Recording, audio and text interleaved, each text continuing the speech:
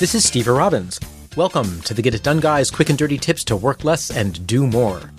It's getting to be fall, and at Bernice's Green Growing Things plant store, it's time to start this year's renovation projects. Unfortunately, the action resembles a French farce way more than a well-run project. Bernice decided that the Audrey 2s aren't selling fast enough. Customers are understandably apprehensive about plants that actually demand food out loud on a regular basis.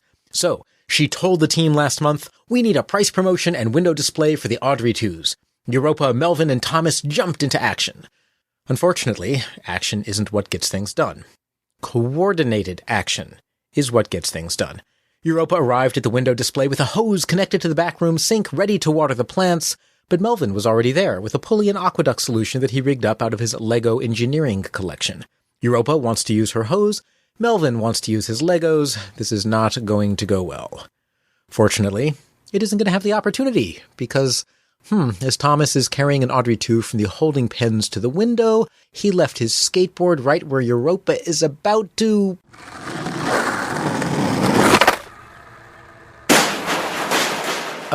Right.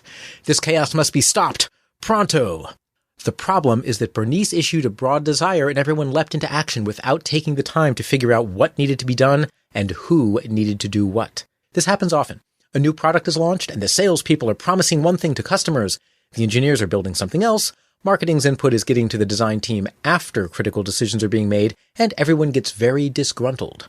Why didn't you keep me in the loop? Says everybody, to everybody.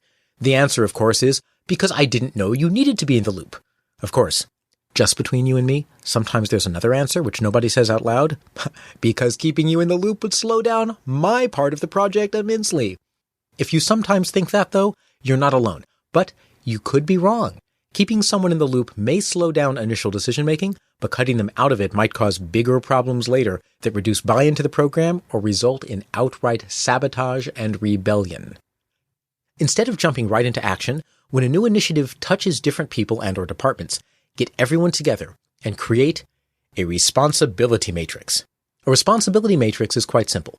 Create a matrix. I like to use a spreadsheet, and each row is labeled with a project step, decision, or issue. For example, find outsourcing vendor, or choose advertising color scheme, or hook up Audrey 2 feeding lines. Each column is labeled with the name of a person or department. For every row, put an X in the column of the people who need to be involved in that project step. Once you've filled in all the X's that make sense in one compact sheet, you have a complete overview of who needs to be involved in each aspect of the project. Not all involvement is created equal, however. There's a special form of responsibility matrix called a RACI, that's R-A-C-I, matrix. In a RACI matrix, instead of just putting an X in the intersection of a person and the project area, you put the letter R, A, C, or I. These correspond to different kinds of involvement. R is for responsible. For a given project step, the people or persons labeled R are responsible for doing the work itself. For the task, prepare a marketing report, the marketing manager writing the report would be the responsible person. In Bernice's store, both Melvin and Europa thought that they were responsible for watering the Audrey 2s, and no one was responsible for clearing the path for transporting the Audrey 2s. A is for accountable. The accountable person is the one who approves the responsible person's work.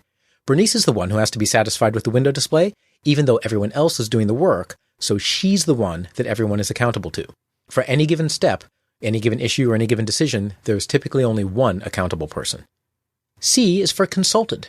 People who provide necessary information and must be consulted on a project are labeled with Cs. They're often experts whose knowledge is needed even though they aren't doing the work themselves. A marketing report might rely on sales figures to identify key trends, so the sales department would be listed as a C consultant to the marketing report. I is for informed. People or departments who will be affected by the actions and need to be kept in the loop are Is. If Thomas was developing a rocket-powered skateboard, the legal department might want to be kept informed so that they can identify potential liabilities the product might bring about and make sure that their customer terms of service trick the customers into signing away their rights when they buy the product. The value of a RACI matrix is only partially in knowing who must be involved at which steps of a project. Creating one means getting everyone together in one room at least once and really taking the time to understand how everyone is involved in making the project a success. Thomas, though he's an inventor, learns about the legal needs of the company. Melvin learns about transporting Audrey 2s, and Europa learns what consideration designers need to take into account when designing window displays. Next time you or somebody else is blindsided at work, sit down with everyone in the room and create a racy responsibility matrix. Once it's done, everyone will be included in just the things that matter to them, in just the ways that are appropriate. With all the time and money that you save from eliminating the bickering and the duplicate work, you'll be able to afford all kinds of nice things for the office, like plants, like an Audrey 2. I hear they're on sale, and they're a bloody great bargain. This is Steve Robbins. Follow Get It Done Guy on Twitter and Facebook. I help high achievers accelerate or change careers by creating powerful resumes and online presence. If you want to know more, visit steverobbins.com. That's SteverRobbins.com. Work less, do more, and have a great life.